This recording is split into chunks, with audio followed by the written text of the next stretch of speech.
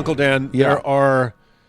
there are miracles, there are wonder working things. Yeah. But oftentimes there are other helpers along the way, I suppose.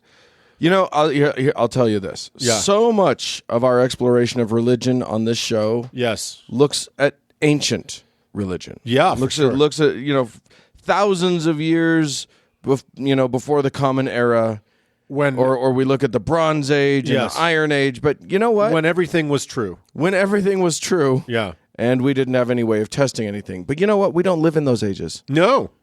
This is what? I don't know, space age? This is No, we're post-space age now. yeah. Fuck space. Space age was like the fucking Jetsons. We're like way post. We're like both before and after that. We're time age. Right. Well, I think we're in what's now called the Great Pause. We're now in the Grand Recession. The Great the Nothing. Grand Revert back to awfulness. The all-consuming stupid. Yes, indeed. Yes. But you know what this is? Tell me. This is the era of technology. Technology. Yeah. We're better than all those assholes in their barbaric eras. Right. I mean, can you imagine what the internet during the Bronze Age was like? It was absurd. Yeah, it's like slower than dial-up, Even slower than dial-up. which is ridiculous. right. Also, cuneiform dial-up. and if we want to throw up a pyramid, it doesn't take no hundreds of years. No. We can just throw that up in a few months. Not that we've done it, but we could. Easy. Yeah. It's too easy. That's why we don't do it. That's why we don't do it, because it's dumb, It's stupid. and it's a basic shape, We can't even use it. and we're past that. We're done with it. We're better I than mean, that. we did it in Vegas. We got the Luxor. And it's wonderful. And it is a beautiful, beautiful piece of engineering. Really, really wonderful. So there you go. Yes. We're better than they are. Always. I want tech. That's what I'm getting at. Well, let's I explore want- some technology. So I'm going to introduce you to a guy named Volney Matheson. Oh. Also known as, and this sounds very fancy, Dex Volney. That was a pseudonym under which he wrote. You, of course, will remember Volney as the author of the rousing book, The Radio Buster, being some of the adventures of Samuel Jones, deep sea wireless operator. Among other books and I don't know stories. I can't tell you how many times I've read that. I bet you can tell me. I got dressed up in character for the midnight book release. Oh, yeah. With everybody else. Oh, it's so much fun. Yeah, I was it's so much fun. I was Sammy, the submarining wireman. Oh, really? Yeah. I always went as Captain Jones because it's just one of those. Yeah, I things, should have gone as Captain Jones, but because Sammy's brassiere was always a little snug for me. Being Yeah. a broad-chested fellow. But I see the appeal. Yeah, you can see how it worked with Obviously. my slender ankles. But Yes, anyway, indeed. That among his other, as that very catchy title may indicate, Volney was a curious man who was inclined toward electronics. okay. His official bona fides seem sketchy. Right. It seems to be basically that he once held a job building shortwave radios, and the scariest of scare quotes here was a chiropractor and psychoanalyst. I couldn't find any evidence of formal training in any of those things. He just was them. And it was in scare quotes, huh? I was putting it in. Oh, scare you put it in quotes. scare quotes. Okay. Because the early 20th century was a really fun time, I guess. I think It's a wild, wild west when it came to medicine. if you wanted to be a polymath with no accreditation, that was the golden age. That was, boy, Yeah. you can just be all the things. Yeah. You know what else I am? A dentist. Come here. I'll do your teeth. You just find a business card printer with a flexible moral a yardstick, and you can be anything you want. You can be whatever you want. Yeah. Sure. Now you got to have a license to cut somebody's hair. School. So dumb. Anyway, Matheson, he described having sat in on a lecture in the year 1950 by a fellow uneducated psychoanalyst enthusiast. I'll give it to you in his own words, in Matheson's words. I'm wondering if I can guess who this is. But I bet you can. I'm going to hear you out. But yeah, please do. Yeah. I next attended a series of lectures being given by a very controversial figure who several times emphasized that perhaps the major problem of psychotherapy was the difficulty of maintaining the communication of accurate or valid data from the patient to the therapist. Oh, yeah. It appeared to me that the psychogalvanometer showed most promise. The controversial figure, as you no doubt have guessed, Is the son of none other than Mother Hubbard. that's right, Lafayette Ronald Hubbard, LRH to you. Yeah. Ron Hubbard, yeah. So, just, dear listener, from this moment on, this story will be nothing but incredibly sad, right? That's... We're not getting far into Scientology. We're just going to talk about what that psychogalvanometer Yes. evolved into, Right. which is Scientology's most famous bit of tech, the box that does nothing, that is the E-meter. The needle that tells the guy exactly what he wants to know anyway. Right. Well, here's the thing. If you think that I'm being a bit of a jerk by claiming that it does nothing, Yeah. well, tell that to multiple courts around the world, because on many occasions they have had to force Scientologists to stop claiming that it does, in fact, actually do a thing. Yeah. So we'll get into that later. But first, what is an E-meter? What is an E-meter? I'll attempt to describe. Yeah. It's a little box, maybe, a foot and a half by 9 inches. Yeah. And you hold the pre-clear, the non, the person who's being audited, because what guys on the street call a mark. Yeah, exactly. The mark. The mark. Yeah. Because here's the deal with Scientology, and what a lot of our listeners will have gone into, a lot of the literature, there's several good documentaries on the Netflix or whatever about Scientology. Yeah. But if you don't know, if you walk into a Scientology church building, Yeah, there's a Scientology Center. yeah, if you walk in there and they will welcome you, You bet they will. and you say, "Hey, what are you guys all about?" Eventually, you'll be sat down, and first you'll be given a, quote, psychological test. Personality test. A personality test. That's what it is. That will tell you all the things that are wrong with you. Right. In And- the same way a horoscope will tell you all the same things that are wrong Right. with you. You have fears and Yeah. challenges in your life. There are things in your past that are unresolved. Does that sound real? You're like, oh my God, that's me. It's like you knew me. Yes. Did my mom call you before I got here? Exactly. And then, and eventually, if you stick with them, by the way, they can solve all of those psychological problems. Eventually. So that's Eventually. Well, not eventually, never. That's right. But they can solve them never if you give them a lot of your money. For a fee. Right. So they're not allowed to practice therapy. So don't confuse it with therapy. Therapy's bad, by the way. Yeah. They'll tell you.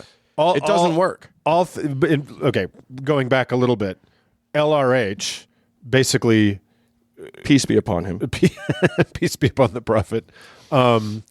He basically just took the foundation, like Freudian psychology 101, Yeah. and said, okay, And failed it. and failed it, but he just took the basics of it, Yeah. and said, symbolism and dream imagery and mother relationships and all the things that are kind of the punchlines of jokes about psychologists. Right. That's the basis of Scientology. That's your building block. That is your foundational. And then there's aliens and volcanoes and hydrogen bombs. But this is what happens when you get a pulp sci-fi writer. Yes. Starting a religion. Yes, and truly, the Guinness Book of World Record holder for most works of fiction Bullshit. ever published. Right. Most bullshit pumped out into the public. Oh, it's all crap. Anyway, you know what? Here's what I'll do. I'll read from Scientology.org. I'll read their own explanation Yeah. of what the E-meter is. Let's get it from the horse's mouth. Let's get the Might as real well. fucking deal. In part because I found it so delightful. And this is actually a large chunk, but I just couldn't not bring it in because it's so much fun. Yeah. E-meter is a shortened term for electropsychometer. or psychometer. I don't know how they say it. I like psychometer. That is straight out of a 1950s black and white Right? sci-fi movie. Right? Hook him up to the electropsychometer, Sally. You got it, Chief. Beep boop. I have analyzed the data. Boop, boop, beep boop. Here's what they say. It's shortened term for electropsychometer. It is a religious artifact used as a spiritual guide in auditing. It is for use only by a Scientology minister or a Scientology minister in training to help the pre-clear locate and confront areas of spiritual upset. Now, you may have noticed that that term religious artifact. Yes. That is Like the finger bone of Timothy. Yeah. Yeah. It is literally what they were forced to call it Right. when they were legally no longer allowed to call it anything useful or medical. Right. Those tent pegs of religious words Right. that are pounded into the melon of this paragraph. Right. And they had awkwardly. to and they had to use it because if they claimed that it did anything, they get sued. Yes. So, it is a religious artifact. Here's the next paragraph. In itself, by the way, this also comes directly out of out of some lawsuits. In itself, the e-meter does nothing. It is an electronic instrument that measures mental state and change of state in individuals and assists the precision and speed of auditing. The e-meter is not intended or effective for the diagnosis, treatment, or prevention of any disease. They're in the clear. Right. They've made it. They're literally in the clear. Yeah. Or at least they're pre-clear. Yeah. They're pretty close. In order to understand how the e-meter works, it is necessary to understand some basic Scientology concepts. This is still them. There are three basic parts of man. So we're going to give you the L. Ron Hubbard theory on human psychology. Okay. Here it goes. This is he took Freud and then he added. Yeah. This is what happens when you take a sci-fi mind and add it to a science world. Right. There are three basic parts of man: mind, body, and Thetan. That's Yes. right. The Thetan is an immortal spiritual being, the individual himself. The Thetan inhabits a body and has a mind, which is a collection of mental image pictures. The pictures in the mind contain energy and mass. Mass. The pictures Yeah, okay. contain energy and mass. Just in case any of you missed it, Right. the pictures in the mind, energy and mass. Right. The energy and force in pictures of painful or upsetting experiences can have a harmful effect upon an individual. This harmful energy or force is called charge. So they just like to make up new definitions for words.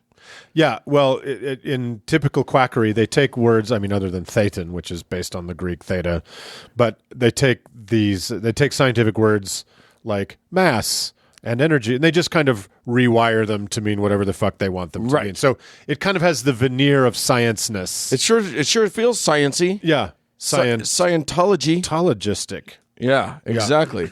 Obviously, everything that I just read is true. Obviously, Thetan's all. Why would L. Ron Hubbard lie? It makes no sense. He was a high-ranking person in the Navy. He made up. He was in the Navy. I was reading a little. He was in the this. Navy. He wasn't, and he was given command of 2 ships. Yeah, which he was then, which both times was then taken away from him. He kind of fucked up. Yeah. 2 little cruisers. Yeah. Anywho, obviously it's all true. The only way you can get rid of painful or upsetting pictures, of course, is with the counseling offered by a Scientologist minister who will quote-unquote minister who will quote-unquote audit you for a lot of quote-unquote money. They do not actually call these people ministers. They're called auditors. But they are ministers of the church. They're official. Here's the thing. On paper. They have had to overlay religious words on all of this stuff because he never intended for this to be a religion. But when he realized that the only way that he could practice it without getting sued and having everything taken from him was if he called it a religion. Yeah. So he called it a religion, started using words like ministers, because he wanted to, He kind of co-opted a version of the crucifix. Jesus appears nowhere in their literature. That's not even a He thing. is their Jesus. He's basically... Pretty much. He is the sort of the... He's the Muhammad of He really is. Yeah. But I mean, it's like I think he overlaid a whole bunch of stuff on. What he wanted to do was be the inventor of a revolution in psychological research and psychological help for people. And he also wanted to get rich. And when he realized that, like, practicing medicine without a license is, a crime, he just did it under the guise of religion, and ta-da, no longer a crime, because we're that stupid. Right. In our society. Because we allow religion so much fucking leash that these abuses, I mean, and Scientology is nothing but an insane, abusive, psychologically and physically abusive system that is a money vacuum. Yeah. That's it. It offers, and if you walk into one of the Scientology centers, the moment before you hit the e-meter, your personality test is the last free thing they're going to do for you. Oh, yeah. Everything else, from soup to nuts, is a fee-based service. You will be told to buy books. You will be told to do this, that, and the other. And if you say no to any of it, you're just denying your own clearness. Auditing is there's a pretty high cost per hour, and it takes hundreds of hours to get to each level of auditing. It's just a complete scam. It's a total. I mean, you would have to pay a real therapist for every hour of their time. True. So. But is a real therapist going to ask you to hold 2 soup cans while they look at a wiggly speedometer? And we should get to that. Yeah. Here's what this machine is.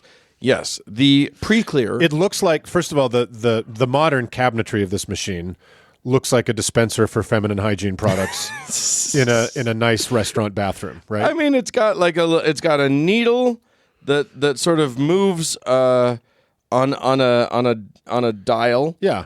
So that you can watch it and see what's happening. Yeah. The dial does not have any numbers or anything. It is just Oh, really? It just has it's literally just like a wedge shaped thing, it's got a couple of actual knobs, Like an old speedometer. It's just but no numbers. Yeah, exactly. So the pre-clear holds, as you said, basically 2 soup cans. Originally, it was soup cans, right? Metal cylinders. Yeah. And this device sends a tiny, tiny amount of electricity through, and and basically what it does is a thing called it does monitor electrodermal activity, like galvanic response, right? Which is basically your the sort of little bit of electricity that's running through your body that's discernible through your skin. Yeah.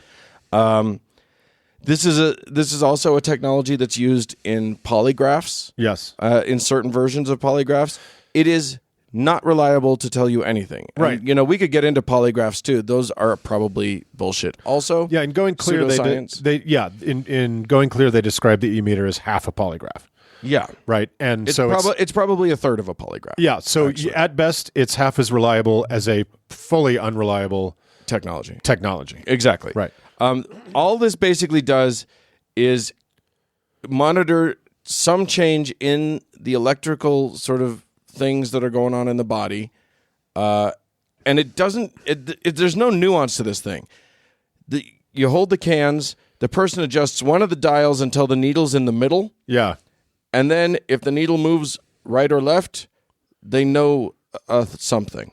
Right. Something has happened. Yes. And then they interpret that. You have a pulse. Or In fact, I don't even, it doesn't measure heart rate. It doesn't measure your heart at all. Yeah. No. But your body does respond and all of your nervous system is electronic. So little electric things do happen in your body. You do respond to stimulus if somebody asks you a very uncomfortable question, which is what polygraphs do register. Right. If they register increase in heart rate, they register, I think, skin temperature or something like that. And this galvanic, this response. But you know what? This actually measures several different things: impedance, resistance, all of these things, and it doesn't parse that out at all. All it does is a needle goes one way, a single needle, or it goes the other way. Sure. It tells you nothing. Well, and that's what all of these lawsuits have. I'm sorry, I beg to differ. What it tells you is how many ancient beings that were dropped on Earth from DC-3s from space by the galactic overlord Xenu into volcanoes that he then blew up because dropping you into a volcano wasn't enough to kill your spirit. He blew up the volcanoes with hydrogen bombs, and those souls clinging to you are why you drink too much. That's what it measures. Thank you. All it makes is sense. All it makes is sense. It's the easiest thing in the world. When you break it down like that, it's actually super obvious. Yeah, it's pretty funny that a prolific pulp science fiction writer who told the guys in the pulp science fiction writing group, including Isaac Asimov, said the only way you can really get rich is to start a religion. He said that to Isaac Asimov. Yeah. Right? And that later, in the 1950s, which was the heyday of pulp science fiction. Yeah. And lots of great stories come out of that time. Sure. But of course, it was a fertile ground for the idea that technology could solve spiritual problems. Yeah. Right? Well, and here's the thing. I'm going to actually give this much credence to LRH. Yeah. I get why you would want a device that could help a therapist or could help someone determine like the truth of what their patient. Because here's the thing: if you're a psychotherapist, if you're a psychoanalyst, and someone's sitting in your chair and they're telling you something, hard to know what's true, what's real, what's made up. It's hard. You've got a task ahead of you, right? And if you had a way. When you ask the question that's going to get to the truth of a thing, right? If you had a way to see because a person can mask a lot, right? Visually, we're all very clever, right? So if you could see, oh my God, his heart rate just spiked, right? Or his temperature just went way up, or whatever, his breathing just increased, right? When I asked about his dad, nothing happened. I've hit on something. When I asked about his mom, X, Y, and Z went crazy. Yeah. Let's go down that road or whatever, or let's be careful around here. I could see how that could be a very useful tool. If it was real. If it actually was interpretable. Right. But many years of testing and trials proved that that's not the case. Right. This does not help anything.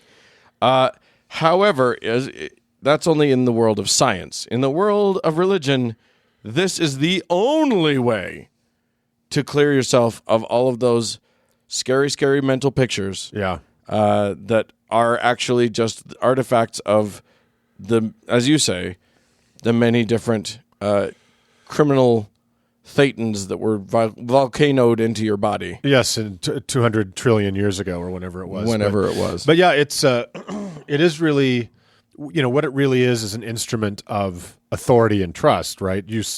Oh my God, this person knows how to use this thing to get into my deepest, darkest secrets. It's right.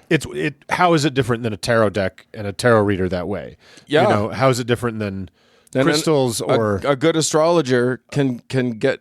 I mean, it's a cold read. Essentially, it is a cold read. Yeah. You sit down with a psychic and they say, "Oh, well, you tell me about your mother." Yeah, and if you respond, they go down that road, and if you don't, then they don't. And these guys just have a needle wiggling at them, right? That gives it the sort of the air of science, an imprimatur of, oh my God, this is real. Correct. Right. So it's just an advancement of a cold read shell game. The device itself has not advanced since the 50s much at all. Yeah. It literally, the basics of it looks a little nicer. Yeah. But the basics of it are exactly the same thing that they've been using since the 50s. And in fact, I think the most powerful arm of the Church of Scientology, there's the Sea Org, which is kind of the clerical class, but I think the most powerful part of the organization is the Division of Religious Technology. And I think that's what David Miscavige was now was the number 2, now is the current petite king of Scientology. I think his platform shoes. He's still kind of a number 2, but he is a bit of a number 2, but he's number 1. But he's the number 2 in the whole organization. He was the head of religious technology, so that's a title you can have. Yeah. In Scientology, which should tell you everything you need to know. Right, because it's not like they use other tech. This is it. This is basically as far as their tech goes. So Yeah, I don't think there's any other piece of equipment. So they have an institute devoted to this. You know what's crazy is they they keep releasing Dianetics, and you have to buy it every time as a Scientologist, and they change like a colon or they Right. corrected the syntax somewhere, and they sell it at full price again. Right. How they have not gone, oh my God, there's a new e-meter, right? Oh no, they have. Oh, they have. Oh yeah. I see. The first one was the This Hubbard. one is 9 million megahertz more accurate. Right. Yeah. No, they don't say that. But yeah, I mean that first patent was in 1950, and then from then on, here's what's funny. You know, there's this sort of mythos that Hubbard himself invented the e-meter. He didn't. It was this guy. It was that guy Matheson. Dex. But Hubbard, from then on, every e-meter patent after that had Hubbard's name on it, and not the names of the actual guys who did the work. But yeah, they kept patenting it. There's the Hubbard Mark II and the Hubbard Mark V, and now they're looking on the Mark. I've got a picture here of a Mark Super 7 quantum e-meter. Oh my God! The thing is, though, to be fair, who gives a fuck if we're fair to the Scientologists? They don't really sell them, do they? They don't sell them to the. I don't think it's the public can own them. No, but if you Only the clerical class. But if you rise up to being an auditor in Scientology, you have to buy one. you gotta buy it. Oh, they don't provide it. Nope. Back in the 50s was the first time that they were sued, and one of the big sticking points was this goddamn e-meter.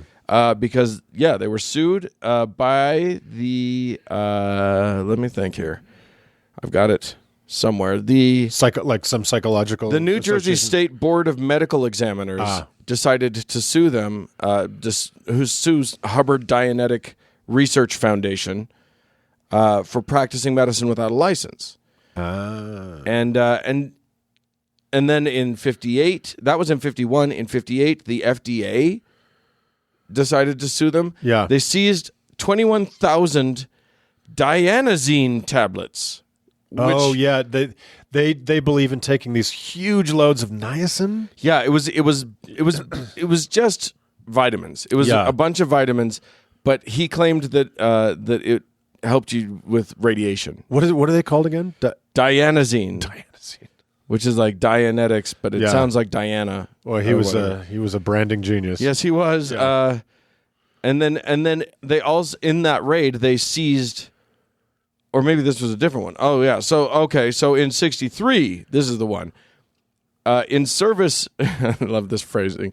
In service of an FDA complaint, more than 100 U.S. Marshals and deputized longshoremen Wow. with drawn guns What an image. raided the founding church of Scientology. You're kidding. No.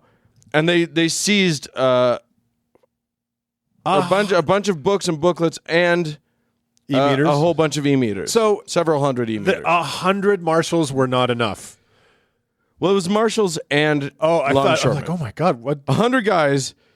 Yeah, literally, there's like 7 marshals, and then they just went to the dock apparently. Got a and were bunch like, of roughnecks to hey, you guys, smash down doors. put on these badges for a minute. I need you to and take these guns. We're gonna go rough up a religion. I've read a ton about Scientology, but I've never heard that story. That's great. Yeah. Anyway, they were ordered at one point to destroy by a court to destroy all those e-meters. Really? And then the Church of Scientology appealed because basically the first court basically said, yeah, this is all bullshit. You can't do that. Right. And was like, destroy it all. And then they appealed, and the circuit court said, no, they're claiming that it's religious. They've never made a medical claim about it. So they got overturned. They got to keep it and all this stuff. But you don't get to ever say that it has any medical value or that it can do anything. Yeah. You have to say it can't do anything except spiritually. Right. So that's suddenly the auditors were ministers. Yeah. Yeah. Well, it's just a piece of fucking garbage. But do you have any information about what happened to poor Dex Matheson after? I don't. He probably just became a slave. Like no, he else. actually. I think he fell out with Mr. LRH and pursued actually, for a minute, I know that he pursued and got patents on updated versions of e-meters. I mean, I think he was basically trying to do what LRH did, but I mean, right. If you don't have that kind of P.T. Barnum savvy and raw sex appeal, right? How are you gonna make it work? Well, I think this is our first. Many shows in, this is our first dipping the toe into Scientology, isn't it? Maybe it will not be the last time because there's plenty to talk about. Oh my God, it's a deep well, but it's also fairly well covered, which I think is part of why we haven't wanted to go. Also, they're highly litigious, so they're not as much as they used to be. Well, now it's all out there. Yeah, I think their backs are pretty broken at this point. Yeah, so praise Xenu, but yeah, we'll talk about LRH in detail another time because we will. He's just a whole kettle of fish. He is a can of worms. But the Joseph Smith of the American 1950s. So, and boy, yeah, what a peach he was. What a peach. So, all right, well, that's the e-meter. Go audit yourself. Yeah, you might. I mean, fucking stick your dick in a soup can if you want to. It'll do the same amount of good. That's the only advice we can give you guys. Enjoy. Moving on.